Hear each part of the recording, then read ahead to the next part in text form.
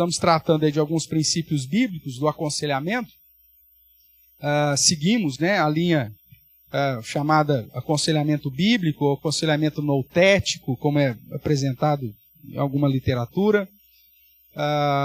Apresentamos também um pouquinho sobre aconselhamento redentivo, né, que na minha perspectiva muda muita pouca coisa do aconselhamento noutético ou bíblico, mas que serve como padrão de autoconfrontação, onde a Bíblia é suficiente para tratar das questões emocionais, das doenças da alma. Nós partimos do pressuposto que a Bíblia e a vida da comunidade dos santos, como uma comunidade terapêutica, é um instrumento de Deus e essencial para o suprimento aí das nossas carências e necessidades da alma. Nós sabemos que a palavra de Deus ela é perfeita, né? E ela que restaura a alma, como ela mesma diz, é útil para o ensino, para a correção, admoestação, a educação na justiça. Então, a Bíblia para nós é suficiente. A igreja, pelo menos há 100 anos, aí já havia terceirizado, né, o ministério do aconselhamento, e com isso nós temos colhido frutos amargos. Então,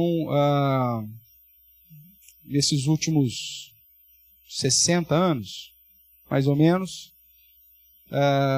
há um movimento de reintroduzir a prática do aconselhamento bíblico no dia a dia da igreja.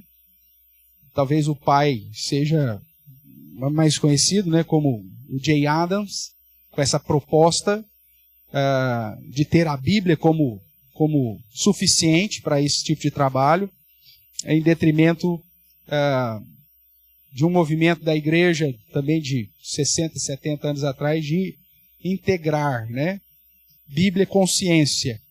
E Jay Adams vai na contramão disso, né, entendendo que as questões da alma, a Bíblia é suficiente para isso, e nós temos fundamentado isso aqui no nosso curso. Já tratamos das questões fundamentais, as questões básicas, perfil do conselheiro, a base bíblica para o ministério do aconselhamento. Já tratamos aqui de alguns assuntos aí mais teóricos. E aí já há alguns meses começamos a tratar do aconselhamento na prática, falando de alguns assuntos que têm gerado problema na nossa sociedade. Nós estamos tratando aí na aula 13 sobre aquilo que identificamos como vícios, mas que no fundo são pecados escravizadores. E hoje nós vamos tratar da aplicação do aconselhamento. Nós já vimos o que são os pecados escravizadores, já vimos as características deles, e hoje nós vamos ver então o que a Bíblia nos apresenta para fundamentar o tratamento, a esperança e a mudança que pode ser gerada aí a partir dela. Mas para iniciarmos então, nós vamos fazer mais uma oração. Eu convido você mais uma vez a elevar seu pensamento a Deus. Oremos. Pai querido, nós te bendizemos o nome mais uma vez, e nesse momento que nos reunimos para estudar um pouco desse tema, à luz da tua palavra, nós clamamos para que teu Santo Espírito nos dirija, nos ilumine, nos capacite e que nos conduza à tua verdade, de modo que possamos aplicar, ó Deus, os teus ensinos na nossa própria vida, tratar, ó Deus, dos nossos pecados escravizadores, gerar mudança permanente em nossa vida, debaixo da ação do teu Santo Espírito e do ensino da tua palavra, e assim, ó Deus, estamos preparados para instruirmos e aconselharmos outros irmãos, gerando crescimento, edificação do corpo, e acima de tudo, a glória do teu santo e bendito nome. Fique conosco, nos abençoe, é o que nós clamamos em nome de Jesus. Amém. Amém, irmãos. Então, só uma recapitulação rápida aí. Nós tratamos que nosso objetivo como seres humanos, de um modo geral, é obedecer a Deus. E como crente, de um modo especial, é glorificar ao Senhor. Se você pega Eclesiastes, abra lá, Eclesiastes capítulo 12.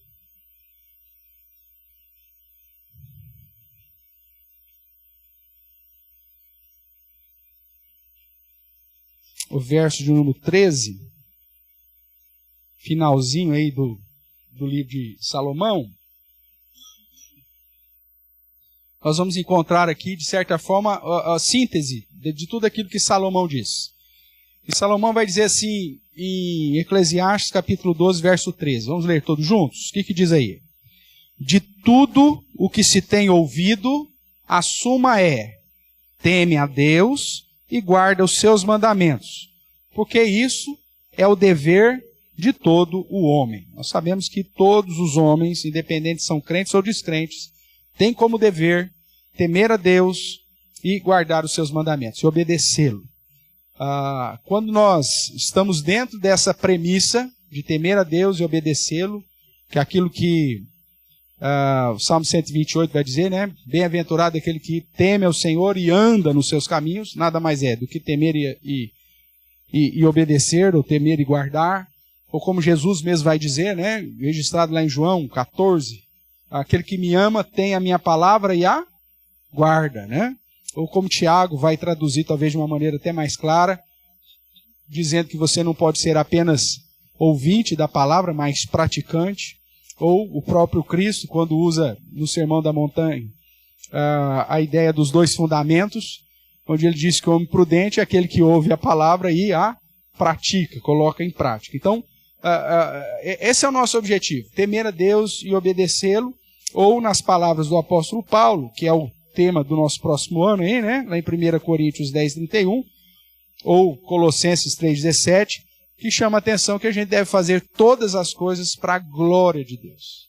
Nós existimos para glorificar a Deus, e é dessa forma, inclusive, que o nosso catecismo vai apresentar como o fim principal do homem, né? Glorificar a Deus e desfrutar da sua presença ou gozá-lo para sempre.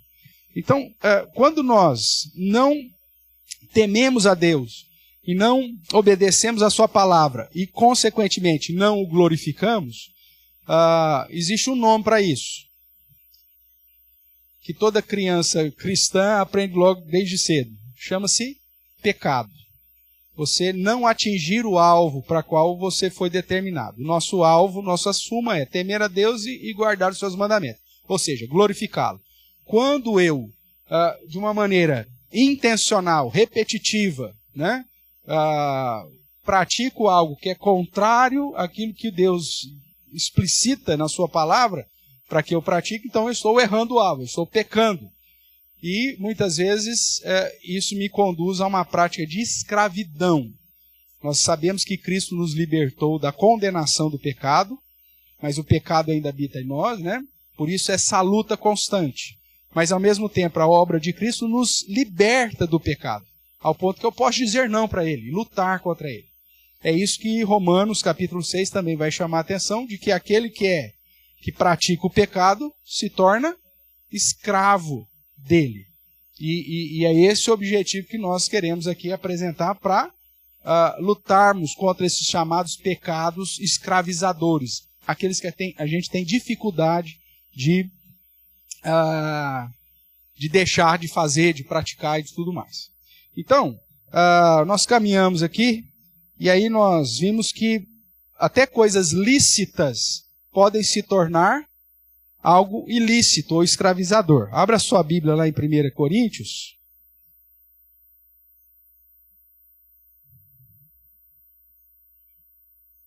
Nós temos aqui no capítulo 6, o verso 12.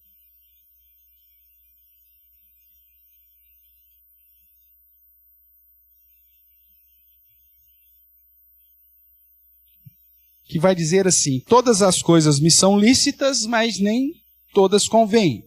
Todas as coisas me são lícitas, mas eu não me deixarei o quê? Qual que é o termo que está aí?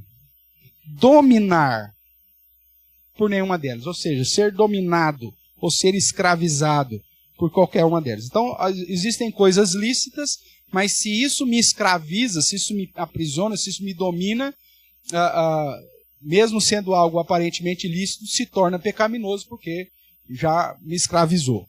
No capítulo 10, no verso 23, Paulo tratando já de uma questão mais específica da idolatria, lá no capítulo 6 ele fala da impureza, tratando das questões da imoralidade. aqui no capítulo 10, falando um pouco mais da idolatria, ele vai usar o mesmo argumento, só muda o finalzinho aí. Verso 23 do capítulo 10. Todas as coisas são lícitas, mas nem todas convêm. Todas são lícitas, mas nem todas edificam. Então, aqui nós temos dois princípios. Mesmo as coisas lícitas, mas se elas me dominam, se elas me escravizam, não vale. E mesmo das coisas lícitas, mas não edifica nem a mim, nem ao próximo, também é algo que deve ser evitado. O problema é que, muitas vezes, nós auto-justificamos algumas práticas que nos dominam e que geralmente não edificam, tão somente pelo fato delas serem aparentemente lícitas. Mas como cristãos, nós devemos estar atentos até às questões que aparentemente são lícitas, mas que não convêm. Tá bom?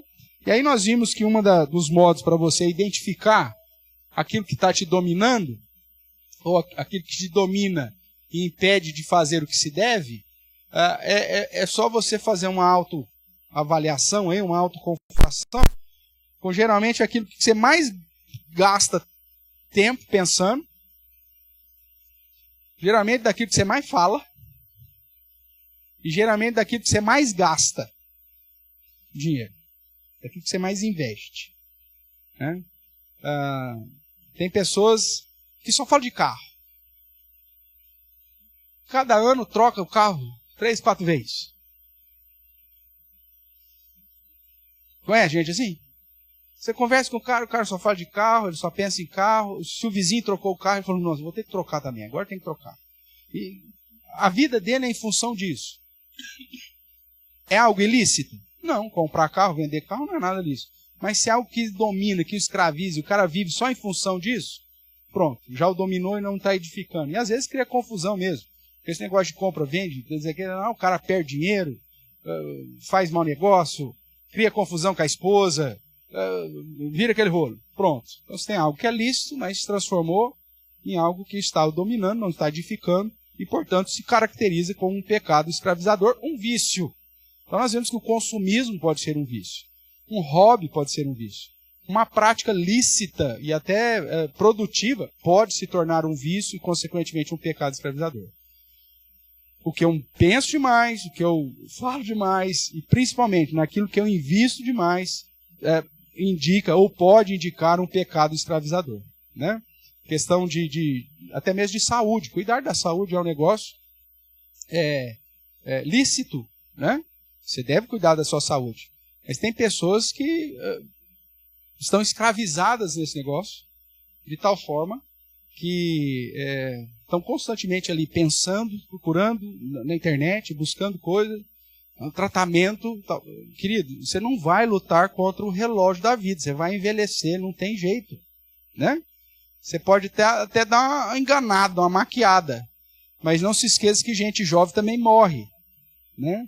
Então, você vai facilitar para os meninos da funerária. Né? Porque é tanto botox, tanto enchimento, tanto isso aqui, você vai estar durinho lá. Vai facilitar para os meninos da funerária. Porque a morte vai chegar a você também. Não tem jeito. Só que tem gente que vive uma escravidão desse negócio. E cosmético, né? O cara gasta o que tem e o que não tem nessas coisas para tentar ter um rostinho de bebê com 90 anos. Não vai ter, meu amigo. Não vai. Né? E se esticar demais, corre o risco de ficar com problema nos olhos, porque você não consegue piscar o suficiente, vai secar a retina, vai dar problema nesse negócio. Então veja, prova que você está dominado, que aquele negócio está te fazendo mais mal do que bem, mesmo sendo algo aparentemente lícito. Então confronte isso aí, veja naquilo que você pensa demais, naquilo que você fala demais e principalmente naquilo que você gasta demais. Vimos também dessas características, né, semana passada, que o pecado escravizador é aquele que você não consegue abandonar, onde você inclusive nega que é escravo, e vimos aí várias características semana passada. Qualquer coisa é só dar uma olhada lá, na página lá do YouTube da igreja lá, para relembrar aí, e tratamos aí de alguns textos bíblicos que apontam aí para essa nossa realidade dessa luta, né? E princípios para vencer qualquer pecado. Hoje nós vamos reforçar um pouco mais sobre o que a Bíblia diz sobre o padrão que Deus espera dos crentes para que esses glorifiquem a Deus, para que esses edifiquem pessoas, ou seja, para que esses vivam de uma maneira a glorificar ao Senhor. Então, como servos de Deus, eu devo me submeter somente a Ele. Se tem alguma coisa que deve me dominar, é o Senhor. Deus é de fato o meu dono? Deus de fato é o meu Senhor? Eu estou subjugado a Ele, em submissão a Ele? Porque nós vimos também, já falamos, né? Que o ser humano, depois da queda, ele continua sendo um ser que adora e serve. Todos nós adoramos e servimos alguma coisa. A grande questão é, o que você tem adorado e o que você tem servido? Você vai lá para Romanos, capítulo 1, se estiver aí perto aí com a sua Bíblia aberta, volta lá. Romanos, capítulo 1, você vai encontrar a verdade que Paulo apresenta aqui do homem natural. Depois dele falar, né, desde o 18 aí da depravação do homem, no verso 25, vou pegar só o 25, que é o que quero chamar a sua atenção, ele vai dizer assim, falando desses homens que são indesculpáveis diante de Deus, porque não reconhecem Deus como Deus. Então, pois esses homens, mudaram a verdade de Deus em mentira. Adorando, olha aqui os dois verbos no gerúndio, adorando e servindo a quem? A criatura, em lugar de quem? Do Criador, o qual é bendito eternamente. Amém. Então, quando eu não temo a Deus e guardo os seus mandamentos, quando eu não glorifico a Deus em tudo que eu faço, eu estou, de certa forma, adorando e servindo a criatura ao invés do Criador. Pode ser que essa criatura seja eu mesmo. Né? O Deus da minha vida sou eu. Então, por isso que eu não aceito passar pelo sofrimento, por isso que eu não aceito passar por dificuldades na vida, por isso que eu não aceito o não das outras pessoas. Eu tenho que ser o centro do universo, porque eu sou o Deus da minha vida. Então eu estou adorando e servindo a mim mesmo. Eu não posso passar vontade, eu não posso dizer não para uma prática pecaminosa. Né? Nós já estudamos isso em outro momento e vimos que um dos grandes problemas no aconselhamento bíblico é justamente o egoísmo. A pessoa não aceitar viver situações adversas àquilo que ela acha que ela não deve viver. Né? E aí, então, ela, como centro do universo, ela acha que todo mundo tem que se adaptar a ela. E não ela negar a si mesmo e fazer algo para mudar aquela postura egoísta dela. O adorar a si mesmo e o servir a si mesmo me conduz a isso. Eu não consigo abrir mão, a abnegação, que é uma das características do cristianismo, não faz parte da minha vida. Eu abrir mão em favor de alguém, eu me sujeitar a alguém, eu considerar o outro superior a mim, de jeito nenhum. O que vocês estão pensando que eu sou? Eu sou fulano de tal. Então veja, adorando a si mesmo. Então, irmãos, na vida eu preciso responder essa questão. Quem de fato eu estou adorando? Quem de fato eu estou servindo? É o Criador, o qual é bendito eternamente. Amém? Então tá, então Ele é o meu Senhor e a vontade dEle deve prevalecer a minha vontade. Porque o pecado é gostoso. Se o pecado fosse algo ruim, ninguém praticava. O pecado é gostoso. Não é? E para deixar de pecar, eu vou ter que aprender a passar vontade. Então, isso é mortificação. Lutar contra a inclinação pecaminosa no meu coração. E eu consigo lutar por quê? Porque eu sei que Deus é o Senhor da minha vida. Ele já pagou um alto preço pela minha vida. Ele já me livrou da escravidão do pecado. Então é possível, sim, com a ajuda dele, vencer. Então, como servo de Deus, eu devo me submeter somente a Ele, mediante o padrão e princípios revelados e ensinados nas Sagradas Escrituras. Então, dentro desse padrão, o que a Bíblia diz? Primeiro, obedeça às Escrituras. É o que nós vimos lá, de certa forma, em Eclesiastes, né? Tema Deus e guarde os seus mandamentos. Você obedeça. Você tem o texto clássico, né, que é o Shema, lá em Deuteronômio 6, ouve, pois, Israel, né? Ama o Senhor teu Deus de todo o teu coração, toda a força, toda a tua alma. A ideia de colocar na mão direita, e ali não é literal, né? Infelizmente o judeu entendeu que era literal, mas pôr na fronte significa que os meus pensamentos têm que ser de acordo com a palavra do Senhor, e aquilo que tem que estar na minha mão direita significa que as minhas ações têm que estar de acordo com o padrão do Senhor. Obediência. Né? Você vai para João 14, 21, que citei, aquele que me ama tem a minha palavra e as pratica, e as guarda. Né? Quem me ama, guarda os meus mandamentos. Você pega, estamos aqui em Romanos, se você está com a sua Bíblia aberta, Romanos 13, verso 3 em diante, falando a respeito do amor. Aqui falando das autoridades, né? E aí lá no verso 8 ele trata com essa questão do amor, quando ele diz: a ninguém fiqueis devendo coisa alguma, exceto o amor com que vos ameis uns aos outros, porque quem ama o próximo tem cumprido a lei.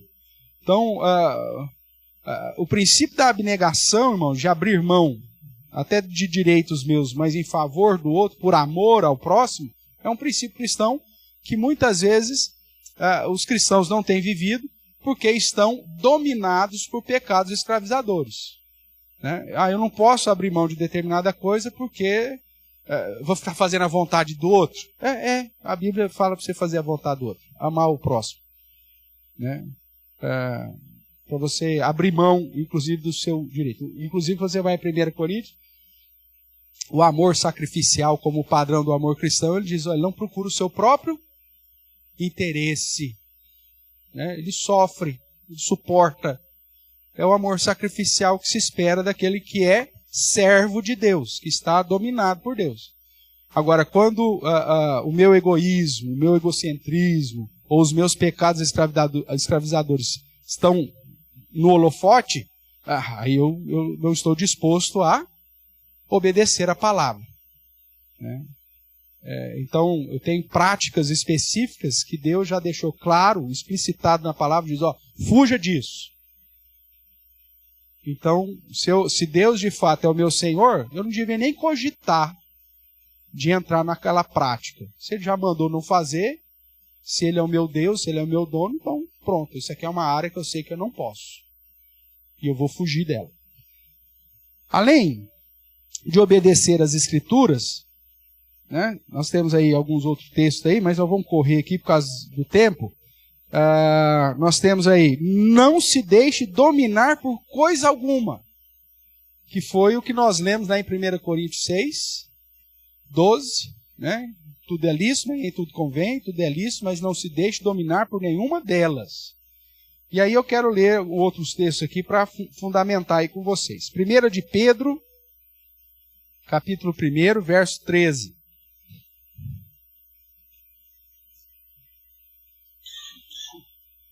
1 de Pedro, capítulo 1, verso 13. Ele vai dizer assim, falando a respeito da santidade: por isso, cingindo o vosso entendimento, sede sóbrios e esperai inteiramente na graça que vos está sendo trazida na revelação de Jesus Cristo. Verso 14 ainda. Como filhos do quê? Da obediência, não vos amoldeis às paixões que tinham anteriormente na vossa ignorância. Pelo contrário, segundo é santo aquele que vos chamou, tornai-vos também vós mesmos, tornai-vos santos também vós mesmos em todo o vosso procedimento, porque está escrito: sede santos, porque eu sou santo.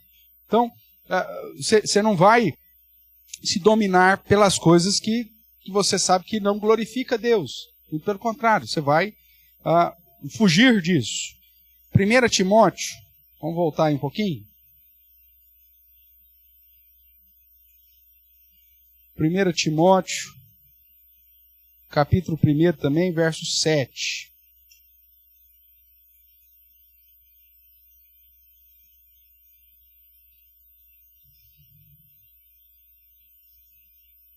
1 Timóteo 1,7, ele vai dizer, eu vou ler do 6, né? Desviando-se algumas pessoas dessas coisas, penderam-se em loquacidade frívola, pretendendo passar por mestres da lei, não compreendendo, todavia, nem o que dizem, nem os assuntos sobre os quais fazem ousadas asseverações. Paulo aqui está demonstrando Timóteo a lutar em defesa da fé e mostrando que as pessoas que estavam cheias da sua própria vaidade, né, querendo assumir aí posturas que não deveriam, acaba entrando em assunto que eles mesmos nem conhecem, tão somente por vaidade, né, e ficam presos a algo que ele vai dizer mais para frente, ou anteriormente aqui, né, no verso 4, se ocupam de fábulas, genealogias sem fins, que antes promovem discussões do que o serviço a Deus na fé. Tem pessoas que se prendem, irmãos, em coisas que aparentemente são piedosas, só que acabam não gerando edificação de ninguém, gerando mais problema do que solução. A teologia pode se enquadrar nisso aqui. Né? Nós vivemos um lado positivo aí que a internet trouxe, que é o acesso às informações, isso é maravilhoso, ao ponto de conduzir muitas pessoas a entender sobre as doutrinas da graça, aprender a respeito das doutrinas, da verdadeira doutrina bíblica, de fugir das heresias e das seitas. Então isso é positivo. Só que tem gente que pega pelo novo. Não, o cara aprendeu ontem a respeito da revelação de Deus, a respeito da soberania de Deus, a respeito da depravação total do homem, aprendeu ontem. Aí ele já se envolve em genealogias, em vãs filosofias, sutilezas que Paulo vai falar em Colossenses, e o cara acaba perdendo o objetivo, que é servir a Cristo e pregar a Cristo crucificado. E aí o cara acaba usando alguma coisa que é lícita, mas que o domina de tal forma que ao invés de trazer edificação para a igreja, gera mais problema e confusão, discussão, dissensão, como é dito aqui. Então cuidado, não se deixe dominar por coisa alguma, até aquilo que aparentemente parecia ser lícito, que é o que ele vai dizer lá em 1 Coríntios 6,12. Vamos dar uma olhada em Tito. Acho que está faltando aí um texto. Vamos pular lá para Provérbios. Eu digitei errado. Acho que eu não pus os capítulos. Vamos para Provérbios 20.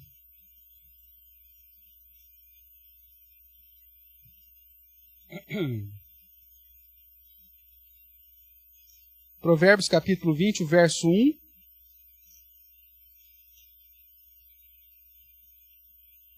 Aqui falando dos vícios propriamente de bebida, né? Ele vai dizer assim, o vinho é escarnecedor, e a bebida forte alvoroçadora.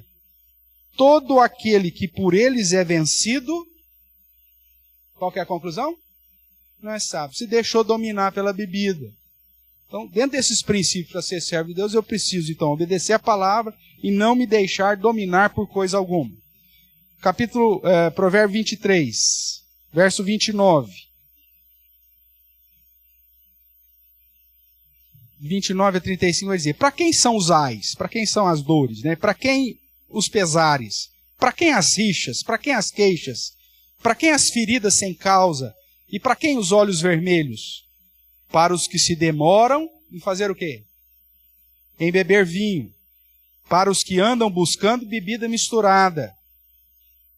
Não olhes para o vinho quando se mostra vermelho, quando resplandece no copo e se escoa suavemente. Pois ao cabo morderá como a cobra e picará como o basilisco. Os teus olhos verão coisas esquisitas, o teu coração falará perversidades. Será como o que se deita no meio do mar e como o que se deita no alto do mastro. E dirás, espancaram-me e não me doeu. Bateram-me e não o senti. Quando despertarei? Então tornarei a beber. Veja, se tornou escravo. Não permita que nada te escravize. Se Deus é o seu Senhor, você não pode estar dominado ou escravizado por nada. O que mais que a Bíblia diz? Confie, entregue-se e ande com Jesus. Você tem dificuldade, você sempre se deixa dominar por alguma coisa? Então vai andar com Cristo. Não tem outra solução para você. Quando nós vemos, vamos lá, Provérbios 1:10. Já que estamos aqui em Provérbios, vamos aproveitar aqui. Provérbios capítulo 1, verso 10, nós temos várias instruções aos jovens, de um modo especial, né? Aí no verso 10 ele vai dizer, filho meu, se os pecadores querem seduzir-te, o que você faz? Não o consintas. Se disserem, vem conosco, embosquemo-nos para derramar sangue, espreitemos, ainda que sem motivos inocentes, traguemo-los vivos como o abismo, e inteiros como os que descem a cova.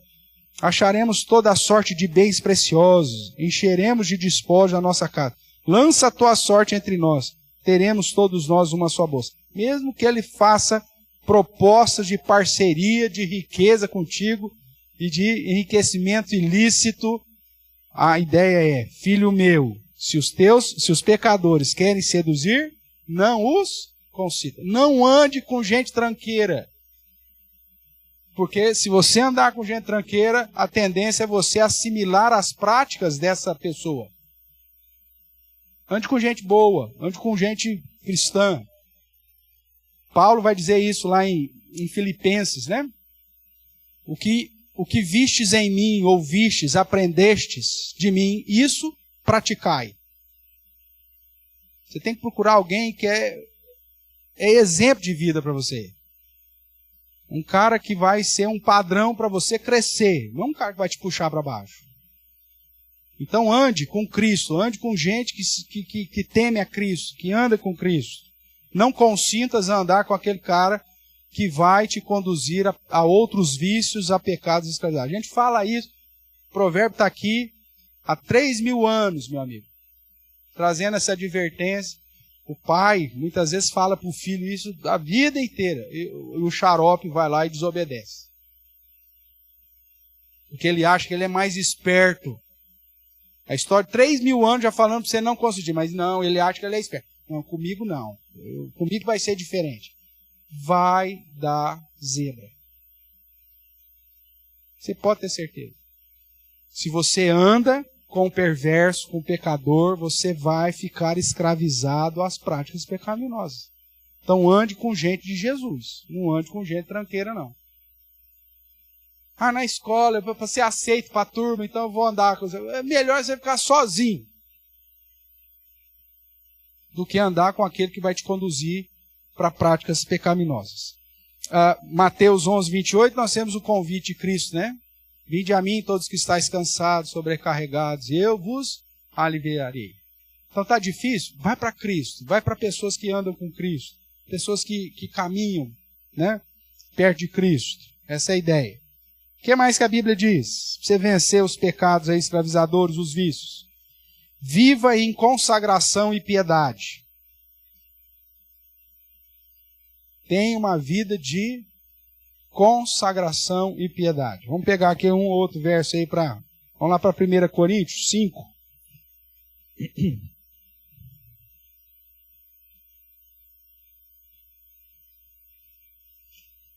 Lembrando que depois a gente vai mandar o PDF, aí você vai ter todos os textos, né, para que você possa estudar mais profundamente. Então, 1 Coríntios 5:11, ele diz assim, mas agora vos escrevo que não vos associeis com alguém que, dizendo-se irmão, for o quê? Impuro, ou avarento, ou idólatra, ou maldizente, ou beberrão, ou roubador, ou seja, alguém que tem pecados escravizadores. Com esse tal, nem ainda comais. Então a ideia é, consagre-se. Não ande com gente que vai te conduzir para práticas pecaminosas, mas ande com gente que vai te conduzir para estar mais perto de Deus. Ainda 1 Coríntios 6, 19. Vou ler o 18, né? fugir da impureza.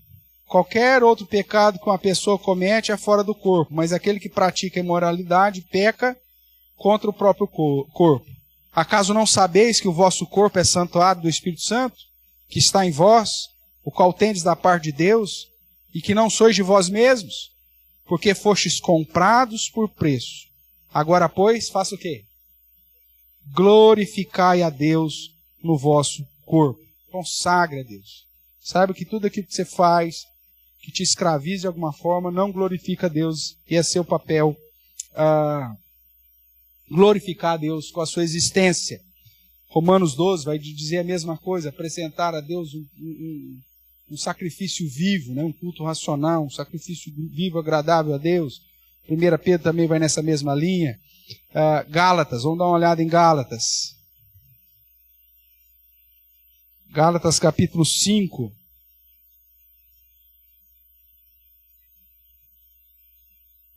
Gálatas 5, verso 1 e 2. Porque a liberdade foi que Cristo nos libertou. Para a liberdade foi que Cristo nos libertou. Permanecei, pois, firmes, e não vos submeteis de novo a julgo de escravidão. Eu, Paulo, vos digo que se vos deixar de circuncidar, Cristo de nada vos aproveitará.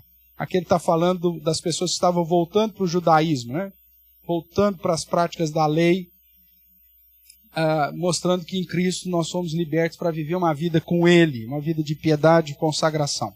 Depois você dá uma olhadinha aí nos demais textos. Outro ponto que a Bíblia diz: andai como filhos da luz. Você quer obedecer a Deus, temê-lo, guardar os seus mandamentos, glorificá-lo? Então ande como filho da luz. Ou seja, faça tudo às claras, né? Efésios, capítulo 5, dá uma olhadinha comigo lá.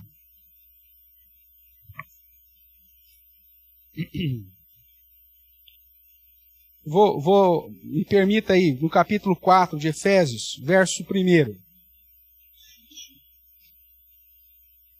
Há uma repetição aqui constante no verbo andar, né? Então vamos lá, ó. Efésios capítulo 4, verso 1. Rogo-vos, pois eu, prisioneiro, no Senhor, que faça o quê? Andeis de um modo digno da vocação que for chamados. Ele vai apresentar várias virtudes. Aí pulando para o 5, capítulo 5, verso 1. Sede, pois, imitadores de Deus como filhos amados. E o que mais? E andai em amor, como também Cristo nos amou e a si mesmo se entregou por nós como oferta e sacrifício a Deus em aroma suave. Verso 8. Pois outrora erais trevas, porém agora sois luz no Senhor. Aí o que ele diz aí? Andai como filhos da luz. Verso 15. Portanto, vede prudentemente o quê? Como andais, não como necios, e sim como sábios. Para vencer os vícios, irmãos, para vencer os pecados escravizadores, a Bíblia diz que além de obedecer a Deus, além de consagrar, além de confiar em Jesus, além de viver uma vida piedosa, eu preciso saber que eu fui adotado por Deus, fui vocacionado por Deus, para andar agora de acordo com o padrão dele. Se eu sou crente, algumas coisas eu vou ter que abrir mão da minha vida. Coisas que são, inclusive, lícitas, mas que não convêm. Pelo simples fato de Deus ser o meu Senhor. Não é o pecado que é o Senhor mais no meu coração. É Jesus. Então, porque Ele me chamou, eu vou viver agora em obediência a Ele. E tem coisas lícitas que eu devo abrir mão delas, por amor a Cristo. Eu costumo dizer, né, principalmente nos adolescentes, se a obra de Cristo em meu favor, o alto preço que Ele pagou em meu lugar, não for suficiente para eu dizer não para algumas vontades e alguns caprichos desse mundo terreno, então eu não entendi nada a respeito da obra de Cristo. Se o meu amor a Cristo, por Ele ter morrido na cruz do Calvário por mim, não me conduzir a passar a vontade de nunca mais tomar uma cerveja na minha vida, então esse Cristo, eu não entendi nada do que Ele fez por mim.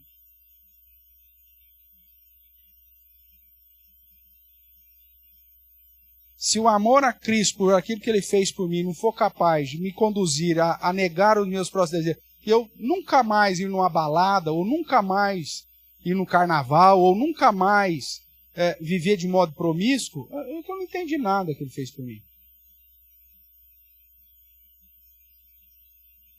E às vezes eu nego a Cristo, andando como filho das trevas, filho da desobediência, por causa de um prazerzinho miserável, que a minha carne está ali gritando com vontade, como um filho birrento e mal criado, e eu vou e satisfaço.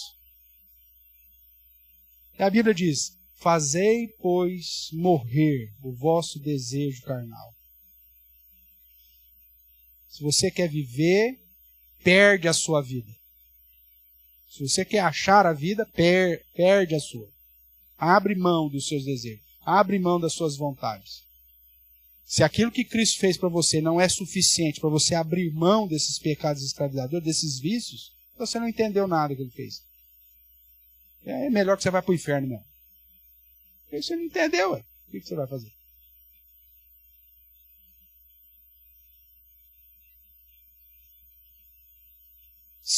Se o amor de Cristo não te constrange a viver em piedade, em consagração, andando como filho da luz, então, meu amigo, você não entendeu.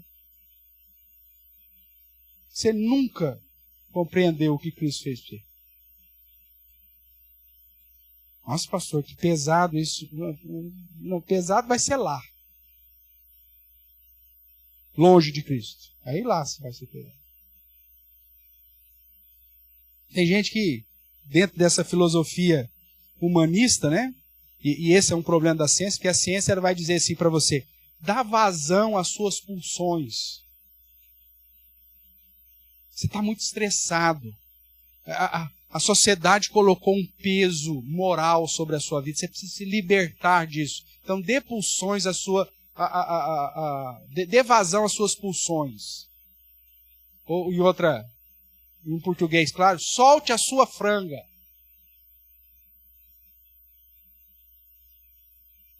Saia do armário. É esse tipo de situação que o mundo vai... E a psicologia vai te incentivar a isso.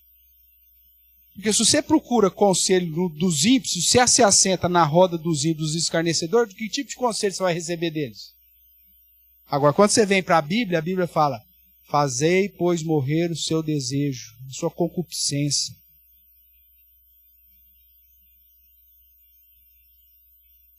Concupiscência dos olhos, concupiscência da carne, o desejo dos olhos, a soberba da vida. Faz, pois, morrer esse negócio. Se Cristo, de fato, é o teu Senhor, e se você entendeu o tamanho do sacrifício que Ele fez por você, nenhum desejo seu vai ser maior do que glorificar aquele que te salvou.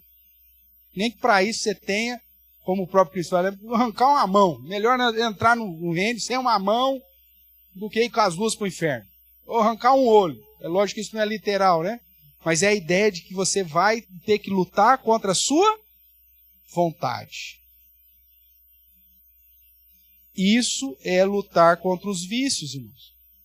Aquilo que te domina, aquilo que te escraviza. E uma vez que Cristo nos deu vida, passa a ser nossa responsabilidade. É minha responsabilidade. O que Deus disse para Caim? No episódio lá da oferta com Abel. O pecado jaz à porta. Está ali, escondidinho, atrás da porta. Você passar, ele está pronto para te pegar. Mas a ti cumpre dominar. É sua responsabilidade dominar. Esse é um grande problema da nossa geração. Que o cara faz as besteiras que faz, aí fala assim, a culpa não foi minha. Faz igual Adão, é a mulher que o Senhor me deu. Sempre. Né? Joga a culpa no outro. Não, a responsável é eu não dominei. Fiz besteira, não me dominei. Então, reconheça a sua responsabilidade, assuma isso, confesse o seu pecado, com nome, sobrenome, RG, CPF, tudo dele. E aí muda de vida. É possível isso acontecer. Se você errou, pecou, a Bíblia diz, confesse o seu pecado, ele é fiel e justo para te purificar o pecado, te perdoar, te lavar, te limpar, e vida que continua.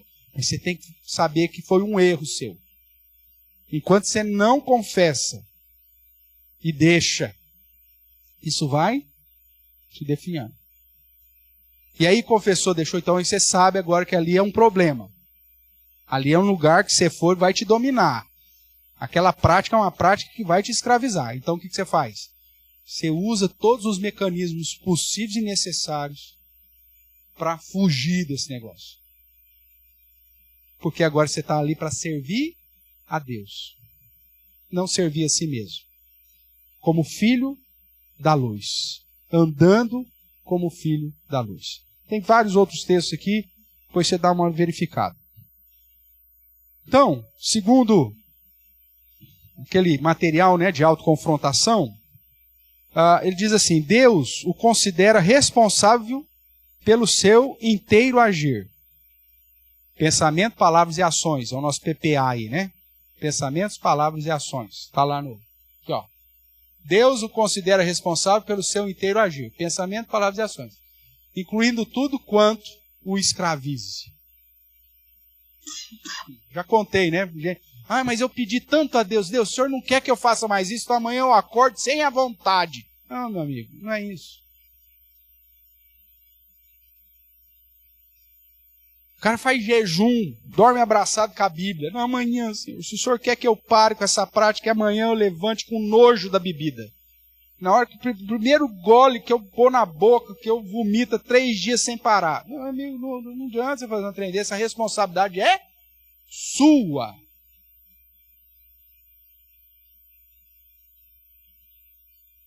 Não, que eu nunca mais pense em outra mulher, que eu broche daqui para frente. Meu amigo, não vai acontecer. A responsabilidade é sua.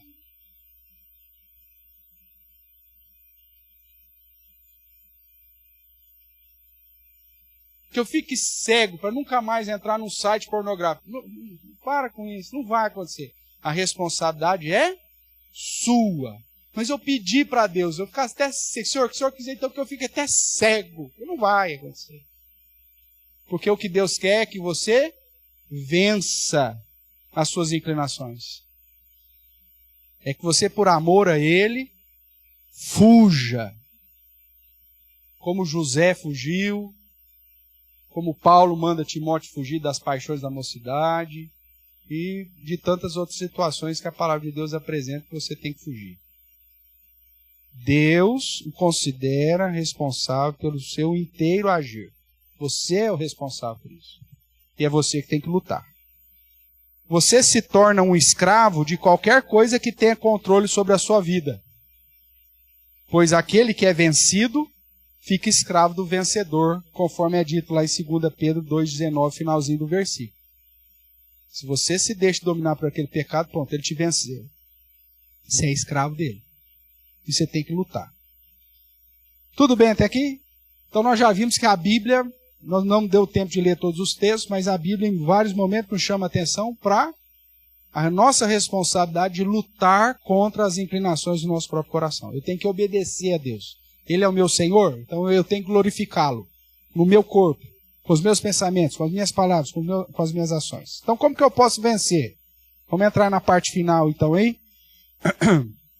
Lembrando aí dos 4 elementos que a gente tem aplicado no aconselhamento. Então como que você pode vencer os vícios? Como você vai vencer e você pode ajudar outros a vencer. Então o primeiro ponto aí, o primeiro elemento é, você tem que entender o problema na visão de Deus, não na sua. Porque como nós dissemos na aula passada, para aquele que está escravizado, ele não reconhece aquilo como pecado. Não, mas isso não tem nada a ver. Não, isso não tem problema. Ele vai falar. Por isso você tem que entender o problema, não na sua visão, porque para você talvez não seja um problema. Mas você tem que entender o problema na visão de Deus. Deus diz que aquilo lá é um problema. Então, se Deus diz que aquilo lá é um problema, então é um problema. Então, no ponto de vista de Deus, como vimos há pouco aí nesses textos que citamos, né, nós somos responsáveis por nossas obras, pensamentos, palavras e ações. E seremos julgados por isso. Os vícios, que nós chamamos aqui de pecados escravizadores, desprezam a obra de libertação que Jesus Cristo realizou por nós. Demonstra falta de amor e falta de temor para com Deus. E reflete uma vida carnal e desobediente que despreza e entristece o Espírito Santo. Você está aqui em Efésios? Volta aí, no capítulo 4, verso 30.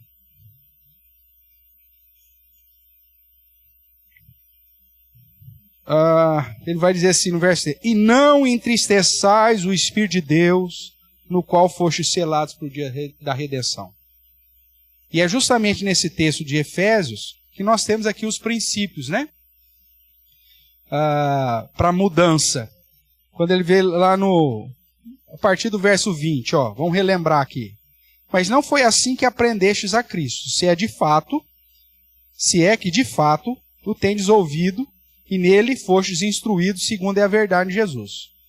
No sentido que, quanto ao trato passado, o que você faz? Vos despojeis, você tira o que não presta. Vos despojeis do velho homem, que se corrompe segundo a concupiscência do engano. E vos renoveis, a renovação da mente, vos renoveis do espírito do vosso entendimento, e uma vez mudando então o meu pensamento, verso 24, vos revistais do novo homem criado segundo Deus em justiça e retidão procedentes da verdade. Então, o processo aqui do aconselhamento bíblico é gerar um entendimento, fazer a pessoa tirar o que não presta, mudar o modo de pensar, para que ela se revista do que presta. Do verso 25 em diante, você vai ver alguns exemplos. Ele diz, por isso, cada um deixando a mentira, você está despojando da mentira, fala o que agora? Fala a verdade. Cada um com o seu próximo. Porque qual que é a mudança do pensamento? Porque nós somos membros uns dos outros. Aí o irai-vos, não pequeis, não ponhas vosso sol, nem deis lugar ao diabo. O verso 28. O que furtava, você vai despojar dessa porcaria. Não furte mais. Agora faça o quê? Trabalhe, é o que eu vou revestir. Em vez de eu roubar, eu vou trabalhar. Qual que é a mudança aí? Fazendo com as próprias mãos o que é bom, para que eu tenha com que o quê? Acudir o necessidade. Olha a mudança de pensamento. Eu não quero as coisas para satisfazer a mim. Mas eu vou ter algo para socorrer, inclusive, quem precisa. Isso é renovação de mente. Despoja da porcaria, se reveste da virtude. No aconselhamento que você vai fazer é isso. Você precisa, nesse primeiro ponto aqui, no primeiro elemento, mostrar para a pessoa que aquela prática dela é um pecado escravizador. Você precisa despojar disso. Eu estou tendo problema no meu casamento, pastor. Mas por quê? Meu marido disse que eu gasto muito. Muito provavelmente você tem um pecado escravizador, que é o consumismo. Não adianta você pegar o marido para o marido, mas você, coitadinha, deixa ela comprar lá já tem 1000 pares de sapato, deixa o 1001, qual que é o problema? Para quem já tem 1000 mesmo? Não. Você tem que confrontar a prática pecaminosa. Porque senão você não resolve o problema daquele casal. E se você identificou que o consumismo é um pecado escravizador, então você tem que chamar a responsabilidade. Fulano, você está gastando demais. Não dou conta, pastor. Eu passo, vejo lá. Off, eu já entro. Black Friday, então, meu Deus do céu. Só ter um nome ali, eu nem estou precisando, mas tem, eu vou. O que é isso? Pecado escravizador.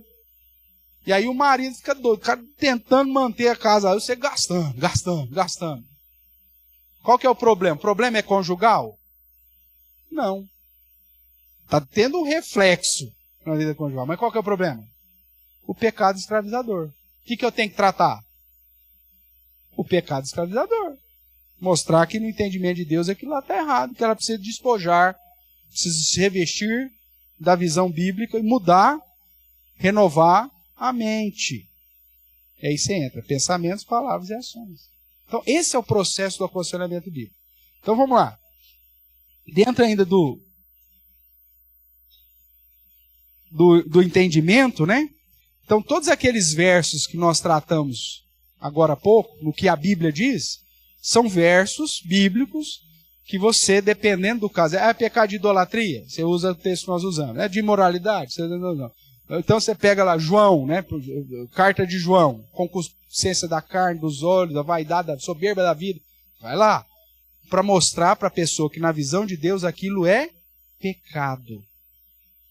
Textos que mostram que a pessoa tem que glorificar a Deus no corpo, no que faz, no que deixa de fazer. Você vai mostrar um entendimento. Não adianta a pessoa falar, não, mas eu sou assim mesmo. Fulano que tem que acostumar comigo, porque quando ele casou comigo, ele sabia que eu gastava mesmo. É assim que funciona? Não. É confrontar. Você precisa renovar a mente, despojar e revestir. Porque senão você vai trazer problema. E vai manter esse problema. Até um dia que o cara não aguenta mais, você vai ficar com os sapatos e mais sem o marido. Então, qual que é o problema, muitas vezes, do aconselhamento na visão humanista? Ele não trata da causa. Porque, como nós vimos, na grande maioria dos casos, a causa é sempre um pecado. Seja o egoísmo, é sempre um pecado. E aí eu preciso tratar a causa. Dentro da perspectiva da psicologia, Deus não entra, o pecado também não entra. Aí você troca vícios. Você não resolve o problema. Você não trata o pecado. Então você só troca vícios. O cara antes tinha um pecado escravizador, lá um vício e tal. Parei. Você parou? Parei. Mas o que você põe no lugar? Porque é o seguinte, se despoja, você reveste. Tudo que você despoja, você reveste. Não tem como você despojar e o trem ficar vazio. Você vai pôr alguma coisa no lugar. Se não for do jeito correto, bíblico, você vai simplesmente trocar o pecado. Eu conheço um cara extremamente vazio, que ele então, para suprir o vazio na vida, de tempos em tempos ele inventa um hobby novo. No começo da juventude era carro. Comprava um carro, comprava uma moto, comprava não sei o quê, vendia, não sei o quê. Dali a pouco, começou a ganhar um pouquinho mais de dinheiro, aí aviãozinho. Eu chegava, aviãozinho. Comprei um aviãozinho, comprei 2 aviãozinhos, aí via lá, mostrava para os parentes, tudo, dali a pouco o aviãozinho, explodia o aviãozinho.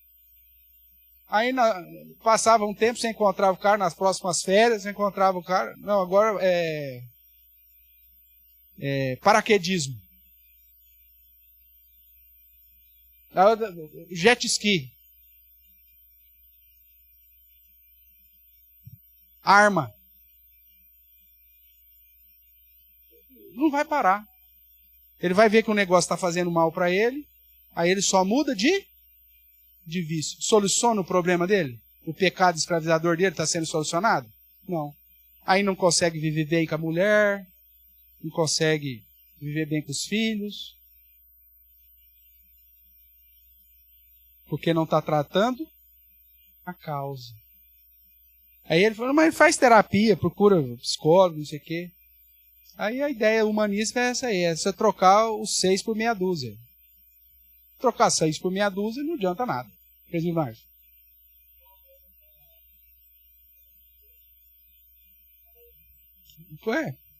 Pronto. Faz isso, é troca. É o cara que deixa de fumar e fica viciado em bala de café. Tá vendo o negócio dele? Resolveu o problema da vida dele? Não. O que ele gastava com cigarro, ele gasta com bala de café agora. Então, a gente tem que tratar a causa. E com os pecados, a mesma coisa. Então, busque o entendimento do que a Bíblia diz. Você tem que confrontar as pessoas com a Bíblia. A Bíblia diz isso. Fulano, isso que você está fazendo não está glorificando a Deus. Demonstra falta de temor, falta de amor para com Jesus. Tem que mudar isso, cara. Segundo ponto. O segundo elemento. Traga esperança. mostre para a pessoa que a Bíblia diz que é possível mudar. Jesus já pagou um alto preço para não sermos mais escravos de nada. Aquilo que Cristo fez na cruz me colocou agora em liberdade para dizer não para mim mesmo. Essa é a esperança. Ah, mas eu não consigo mudar. Em Cristo é possível. Quando você tenta sozinho, não dá conta. Mas em Cristo é possível. Essa é a esperança que você tem que dar para o cara. Então, o que você precisa encher ou aconselhar de esperança bíblica. No texto lá do livro Autoconfrontação diz: independentemente da gravidade ou duração, o pecado que o escraviza pode ser vencido completamente e em curto prazo, se você seguir o plano completo de Deus para a sua vida. Renovar a mente, despojar e revestir. Essa sequência. Agora, qual que é o problema que as pessoas no mundo? Ela não sabe nem o que ela tem que despojar. Você não deu um entendimento para ela na visão de Deus.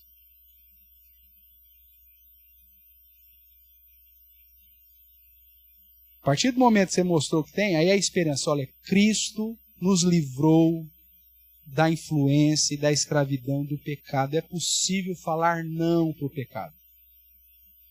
Antes eu não conseguia, porque eu estava escravizado. Mas agora, em Cristo, eu sou nova criatura. As coisas velhas se passaram, eis que tudo se fez novo. Ou seja, são textos que vão encher a pessoa de esperança.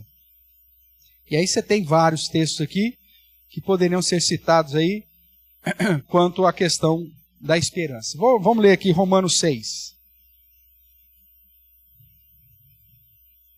Só para servir de exemplo. Qual que é o título que deram aí? Livres do pecado pela graça. Quem está com a revista atualizada, né? Então diz assim: que diremos, pois? Permaneceremos no pecado para que seja a graça mais abundante? De modo nenhum. Como viveremos ainda no pecado?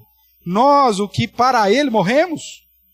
Ou porventura ignorais que todos nós que fomos batizados em Cristo Jesus, fomos batizados na sua morte? Fomos, pois, sepultados com ele na morte pelo batismo, para que, como Cristo foi ressuscitado dentre os mortos para a glória do Pai, assim também, mais uma vez o andar aí, né? O que está escrito aí? Andemos em novidade de vida. Você está em Cristo, então você tem que andar em novidade de vida. O que você fazia, você já não faz mais. Porque se formos unidos com ele, na semelhança da sua morte, certamente o seremos também na semelhança da sua ressurreição. Sabendo isso, que foi crucificado com ele o nosso quê? Cristo levou o nosso velho homem agora. Para que o corpo do pecado seja o quê? E não sirvamos mais quem? O pecado, como escravos. Porquanto quem morreu está justificado do pecado. Ora, se já morremos em Cristo, cremos que também com ele viveremos. Com ele viveremos. E ele vai continuar falando. Então, verso 12, só para você ter uma ideia. Ou 11, ó. O ideal é tudo. Vamos lá, o 9. Sabedores de que, havendo Cristo ressuscitado dentre os mortos, já não morre. A morte já não tem domínio sobre ele. Pois quanto a ter morrido, de uma vez para sempre morreu para o pecado. Mas quanto a viver, vive para quem agora? Para Deus. Assim também vós, considerai-vos mortos para o pecado, mas vivos para Deus em Cristo Jesus. Não reine, portanto, o pecado em vosso corpo mortal, de maneira que obedeçais às suas paixões, nem ofereçais cada um os seus membros do seu corpo ao pecado, como instrumentos de iniquidade, mas oferecei-vos a Deus, como ressurreto dentre os mortos, e os vossos membros a Deus, como instrumentos de justiça. Porque o pecado não terá domínio sobre vós, pois não estás debaixo da lei, e sim da graça. Então veja, Cristo me libertou da escravidão do pecado, para eu não viver mais na prática do pecado, para eu não viver mais como o meu velho homem, mas eu viver agora para Deus, em novidade de vida. E ele vai continuar, o capítulo inteiro ele vai falar disso. Vê aí, a partir do verso 17 e 18. Mas mas graças a Deus, porque outrora escravos do pecado, contudo viestes a obedecer de coração à forma de doutrina a que fostes entregues. E uma vez libertados do pecado, fostes feitos o quê? Servos da justiça. Nós temos que andar como servo da justiça. Verso 22 ainda. Agora, porém, libertados do pecado, transformados em servo de Deus, tendes o vosso fruto para quê? Para a santificação e, por fim, a vida eterna. Porque o salário do pecado é a morte, mas o dom gratuito de Deus é a vida eterna em Cristo Jesus, nosso Senhor. Veja, você está trazendo esperança. Ó, Jesus já morreu para nos livrar da escravidão do pecado. Ele é aquele que vai nos santificar e nos transformar para vivermos para Deus em santidade e justiça. Se Ele de fato é o seu Senhor, você tem todo o amparo da ação e do poder do próprio Deus em sua vida para não mais ficar escravo do pecado. Então você vai encher a pessoa de esperança. É lógico que essa esperança ela vem com responsabilidade da pessoa se consagrar mais, buscar mais a Deus, tudo mais. Mas, comigo não vai dar certo.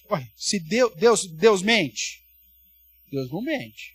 Se Deus está dizendo, de um modo inspirado, Paulo aqui inspirado, que Deus nos livrou do velho homem para que a gente viva agora para Ele, é possível viver para Ele?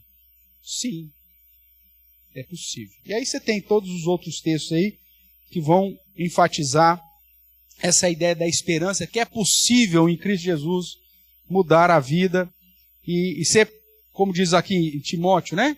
Perfeito e perfeitamente habilitado para toda boa obra. É possível.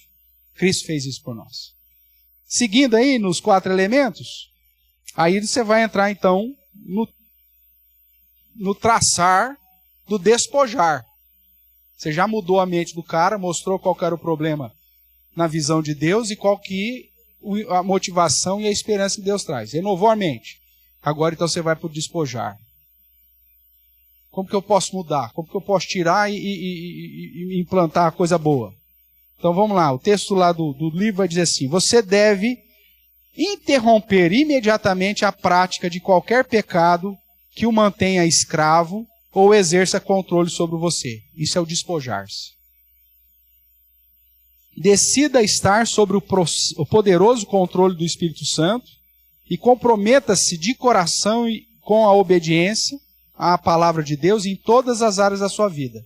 Isso é o revestir-se. Examine-se a si mesmo extensivamente para verificar se está de fato na fé. E aí ele usa o texto de 2 Coríntios 13, 5. Vamos lá? 2 Coríntios 13, 5. Provavelmente você já sabe de cor aí, mas vamos relembrar.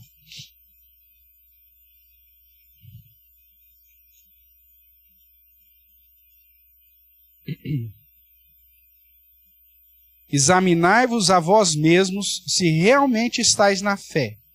Provai-vos a vós mesmos. Ou não reconheceis que Jesus Cristo está em vós?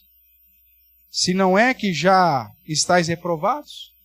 Então a Bíblia manda você fazer uma autoconfrontação. Se você está vivendo no pecado, meu amigo, 1 João vai dizer que aquele que vive na prática do pecado não conhece a Deus, é filho do diabo. E aí? Você é filho de quem? Confronto. Examinai-vos a vós mesmos para ver se você está de fato na fé ou em Cristo. O que é isso? Confronto. Então, na mudança bíblica, você vai ter que confrontar o fulano. Você tem que parar com isso. Você tem que se despojar disso. Você precisa renovar, você precisa revestir de coisas novas. Dentro ainda da mudança bíblica, então aqui você precisa auxiliar o aconselhado sobre o aprender, despojar, revestir e renovar. Então aprender, primeiro, a vontade de Deus e a luta contra a carne. Deus quer que eu lute contra o meu pecado. Despojar, minhas paixões carnais, desejos dos olhos, a soberba da vida, que está lá em 1 João 2, 16 e 17. Tudo isso passa. A palavra de Deus permanece, esse é o contexto lá. Revestir de fé, sensatez, sobriedade, domínio próprio, andar no Espírito, segundo Gálatas 5, 18 a 25. e renovar. Devo fazer tudo para a glória daquele que me salvou. Eu sou o seu templo. Conforme 1 Coríntios 6, 19 a 20, que nós já lemos aqui, e 1 Coríntios 10, 31. Então, na mudança bíblica, você vai caminhar com ele para mostrar, ó, você tem que deixar isso e se revestir daquilo. Tem que mudar o que você pensa nisso para fazer aquilo. Você vai auxiliar a pessoa com textos bíblicos, mostrando exemplos de personagens bíblicos que estão de acordo com a realidade que ele está vivendo, para que ele, então, veja a necessidade de mudar. E aí o último ponto é como mudar, né? Como mudar? A prática bíblica. Como que eu coloco isso no dia a dia?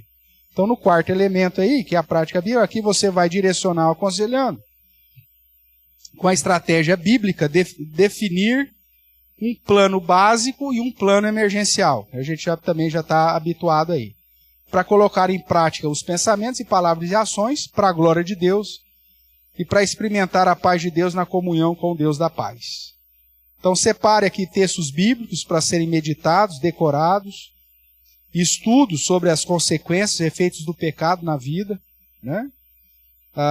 Seja esse monte de sigla aí, seja pecados pessoal, seja familiar, seja na área profissional, na área financeira, social, moral, espiritual, ou seja, você vai abrir o leque aqui, tudo, com todas as áreas.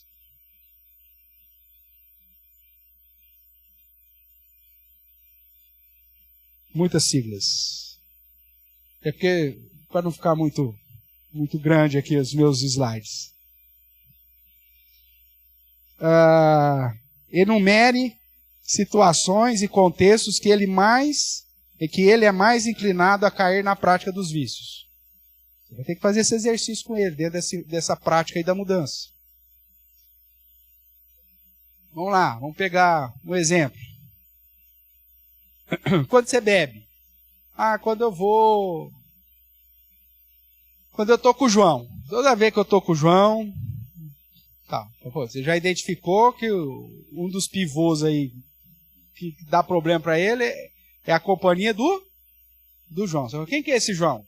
O meu patrão. Meu amigo, você vai ter que mudar de emprego. Você quer glorificar a Deus? Você vai ter que mudar de emprego. Está disposto a glorificar a Deus? Não, mas meu emprego é bom, o João gosta de mim. Não, meu amigo, você vai criar confusão com o João. Você não vai beber mais com o João. Não vai ser. Dentro dessa prática da mudança aí, ó, se nós identificamos o João é o problema, você vai ter que parar de andar com o João. Então, mas ele é o patrão, então você vai ter que mudar de emprego. Arranjar um outro emprego para você.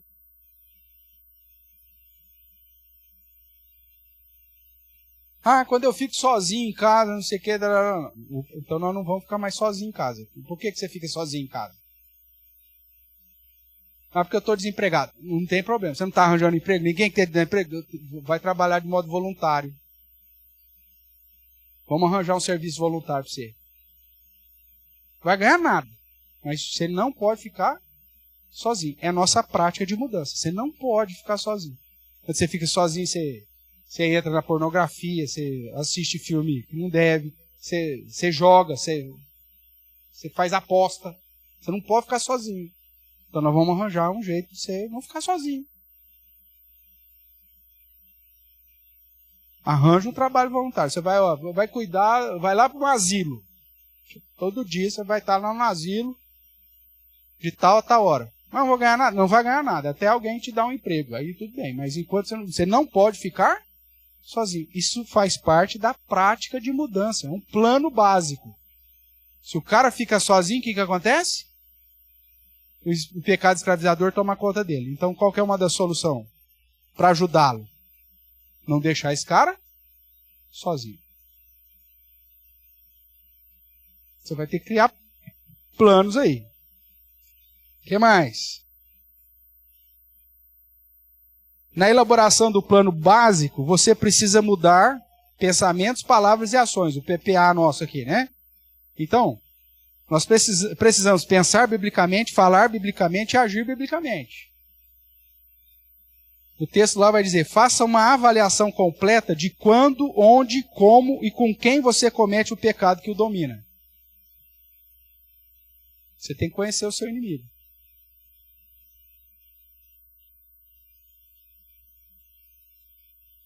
Você tem que identificar quais as situações que te colocam em risco. Então, faça isso. Fuja dos lugares e situações perigosas. Afaste de pessoas e ambientes que te influenciam para cair. Lembra da história do João? Você vai ter que procurar outro emprego. Senão você não vai sair dessa. Ah, não preciso mudar de emprego, pastor. É só um amigo aqui, é só mudar de sessão. Opa, então vamos mudar de sessão. Porque a amizade com fulano não está fazendo bem para você.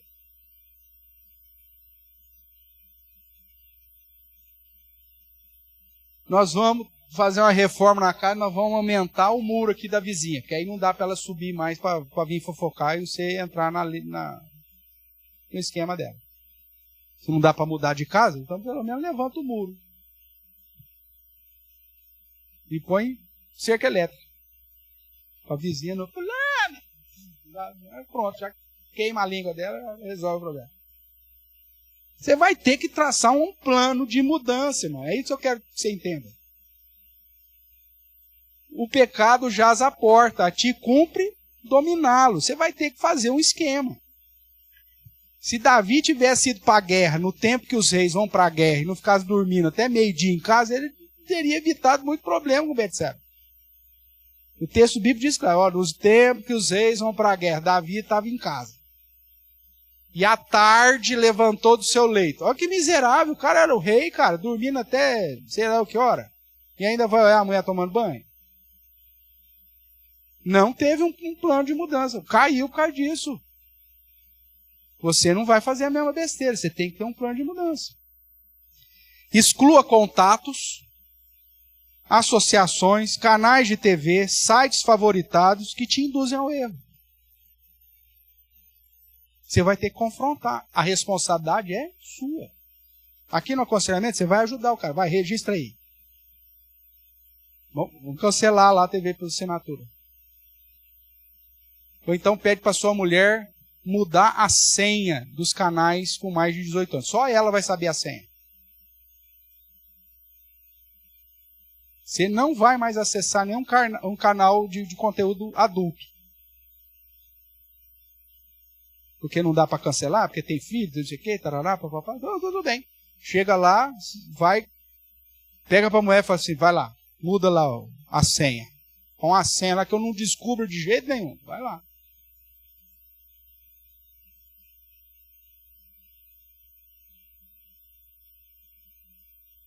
Você vai ter que criar um plano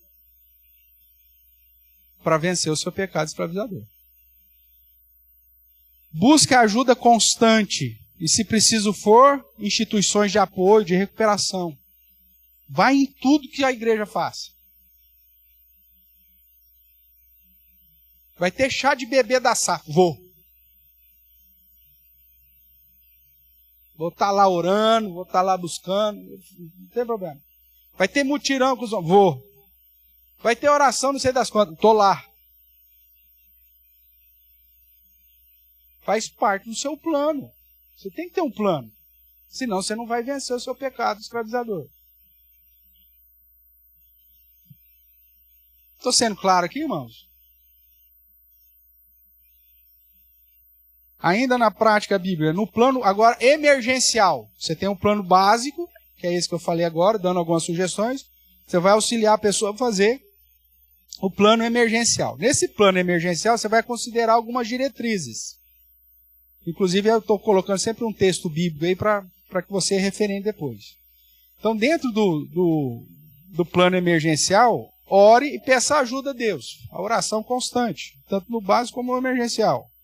Relembre os versículos bíblicos importantes. Guarda no coração a tua palavra para não pecar contra ti. Medita dia e de noite nesse negócio. Faz parte do seu plano. Confronte a realidade e a sua confiança em Deus.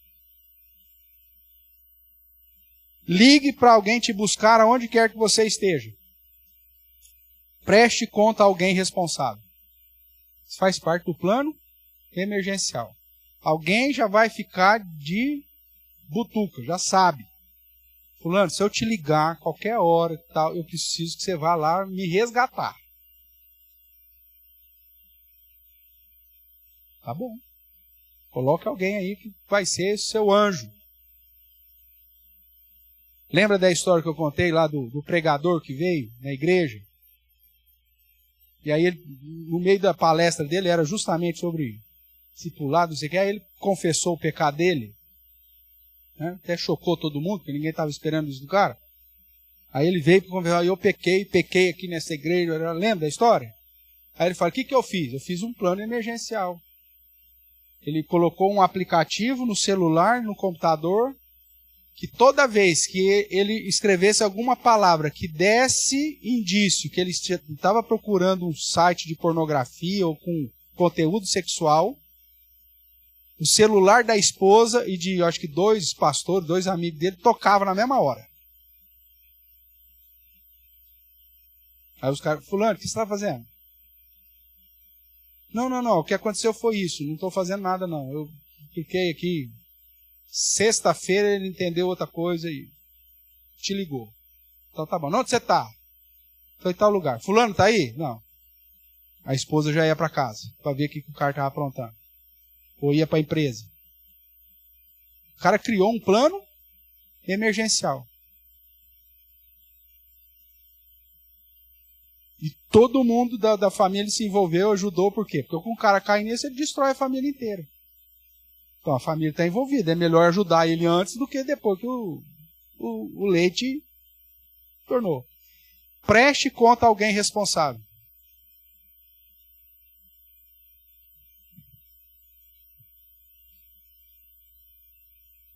Qual que é o seu PIN? Sabe o que é PIN? O seu númerozinho que desbloqueia lá o seu computador, seu celular, tem um PIN. Seu cônjuge precisa saber qual que é o seu PIN.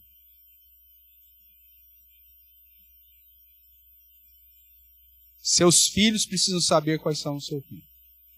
E mais alguém que você achar que é importante que saiba quem é o seu PIN. Seu pai, sua mãe, se você não é casado, tem que saber qual que é o seu PIN. E de vez em quando você fala assim, pai, dá uma olhada no meu celular. Toca o celular. Bem, atende lá para mim. Meu amigo, você não consegue compartilhar o seu celular com o seu cônjuge, você tem pecados escravizadores. E eu falo isso sem medo de errar.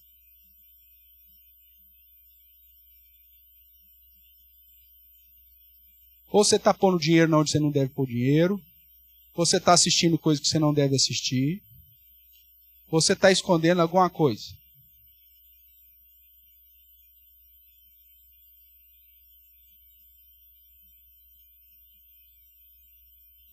Você sabe meu PIN? Você sabe meu PIN? Você sabe meu PIN? Todo mundo sabe meu PIN.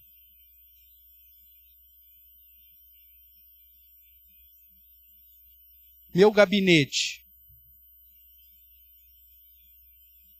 O conselho da igreja tem a chave do meu gabinete. O presbítero pode entrar lá a qualquer hora lá e vasculhar os meus livros, minhas gavetas. Está lá.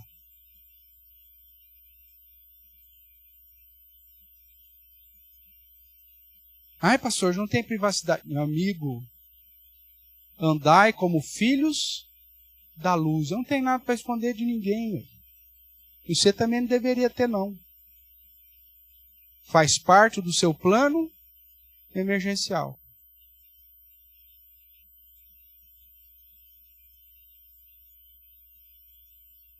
Eu te contei a história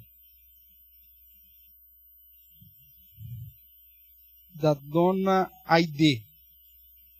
Vou falar o nome aqui, porque eu já contei a história da dona Aide. Dona Aide casada não sei quantos anos, não sabia nada do marido. O marido era um ímpio, miserável, quase não deixava ela ir na igreja. Um dia o marido morreu.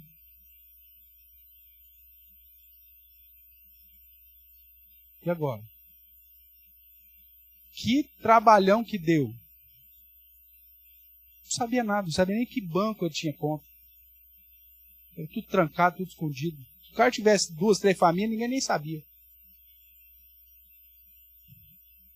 Para a felicidade da dona D, graças a Deus, o homem tinha dinheiro. Que ela nem sabia. Vivia uma vidinha lá miserável, que o cara nunca... Deus levou o cara e libertou a dona D.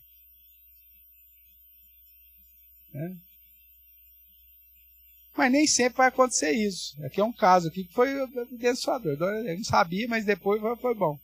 Mas tem gente que vive, irmãos, sem conhecer com quem você dorme do lado.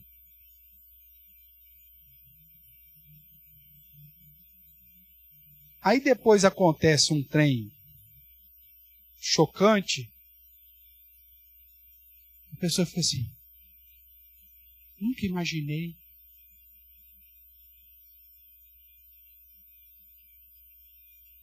Ele nunca deixou você ver o celular. Você não tem acesso, você não sabe nada do que ele tem e do que ele deixa de ter. Você não tem acesso aonde ele trabalha. Meu amigo, você está pedindo para acontecer, fala sério. Se você quer ajudar o seu cônjuge, você tem que estar em amor, em humildade. Não pôr a faca no pescoço, me passa o pin. Não, isso não vai funcionar. Mas em amor, tal, você vai auxiliá-lo a ter esse plano de emergência. Você vai confrontá-lo na palavra de Deus. Fulano, você não acha que você está jogando muito desse tigrinho aí? Passou já não é um lazer seu. Esse mês você já não pagou a água. Aí você vai deixar cortar a água para tentar começar a resolver o problema? Você vai ter que auxiliar. Porque lembra das características do pecado escravizador? O cara não reconhece que ele tem. Você vai ter que confrontá-lo. Então, traça aí. E se você tem consciência, então faça isso aí. Ligue para alguém, para buscar onde quer que seja, preste conta, alguém responsável. Para concluir, irmãos, ainda no plano emergencial, mude as suas roupas. Dependendo do qual que é o seu pecado escravizador, mude sua roupa.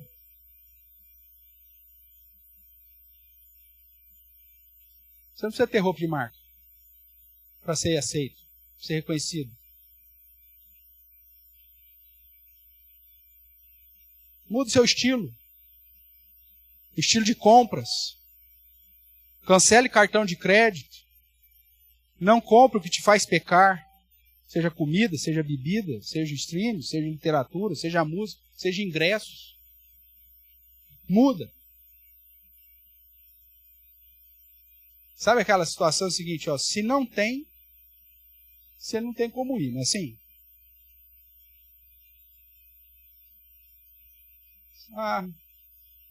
Não tem pudim em casa. Você vai comer pudim?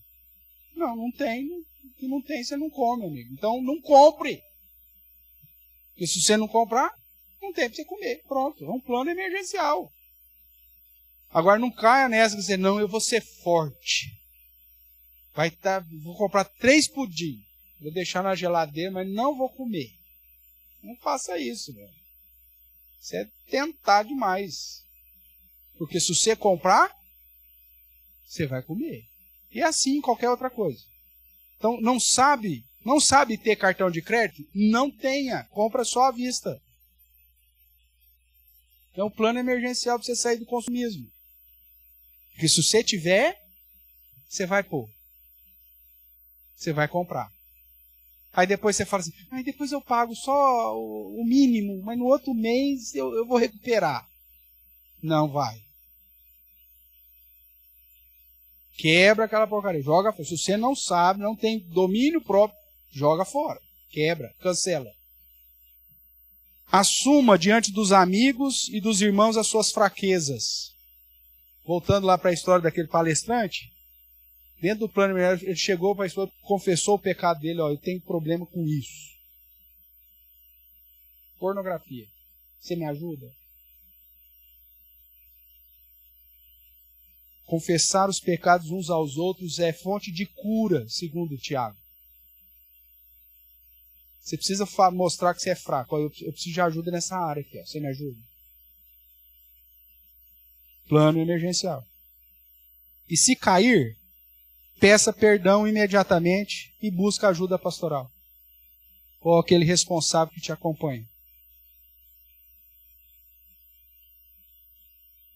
Tem todo o plano básico, não deu certo. Plano emergencial, não deu certo. Caiu. Problema, não é o fim. Nós vamos resolver. Mas você tem que confessar o seu pecado. Reconhecer que você não devia ter feito. Porque quando não há contrição e confissão de pecados, os ossos secam. É isso que diz lá o texto? A confissão do pecado liberta. Caí de novo, preciso de ajuda. De novo. Tá bom. Então vamos refazer o plano básico, para ver por que você caiu. Você deixou de cumprir o quê? Ou nós não tínhamos colocado o quê no plano básico emergencial que deu brecha para acontecer isso? Aí você vai blindando. Até você conseguir, cara, ter um plano que vai realmente resolver o problema dele. É luta contra o pecado. E às vezes nós precisamos da ajuda das pessoas. Tudo bem até aqui, irmãos? Tá. Concluindo. Por que procura o pastor, né, que eu pus lá? Porque lembre-se que o aconselhamento bíblico é um instrumento poderoso, determinado pela própria Bíblia, para a mútua cooperação. A pior coisa que você pode fazer quando cair em pecado é fugir. Se esconder entre as árvores, como Adão fez. Ou então tentar costurar uma roupinha lá de folhinha de não vai dar certo. Venha para aquele que pode te cobrir a sua vergonha. Venha para Deus. Se arrependa. Busque ajuda. A vida cristã, irmãos, pode ser vivida plenamente em todas as áreas e conduzir-nos a experimentar das promessas que Deus tem para nós, de modo a viver uma vida abundante, cheia de paz e feliz, mesmo na realidade de um mundo caído. Nós temos elementos mais do que suficientes na Bíblia para nos garantir que essa promessa é verdadeira. Tratando aí, ou fechando aí sobre os pecados escravizadores, não na semana que vem, né? Semana que vem é culto de Natal, na outra semana é Semana Mundial de Oração, então no dia 8, acho que vai ser, de janeiro, se Deus permitir, aí a gente volta a tratar aqui de problemas agora não pessoais, mas de problemas interpessoais. E o primeiro tema que nós vamos tratar dos problemas interpessoais é casamento. Problemas conjugais. Como ajudar, dentro da perspectiva bíblica, problemas de relacionamento interpessoal dentro do casamento. Tudo bem? Perguntas, irmãos, ainda sobre pecados escravizadores? Alguma coisa que porventura não tenha mencionado? Tranquilo? Todos nós estamos sujeitos, irmãos. Temos que estar lutando constantemente. E usando o mecanismo bíblico constantemente. Porque senão a gente acaba dando vazão aí ao nosso pecado.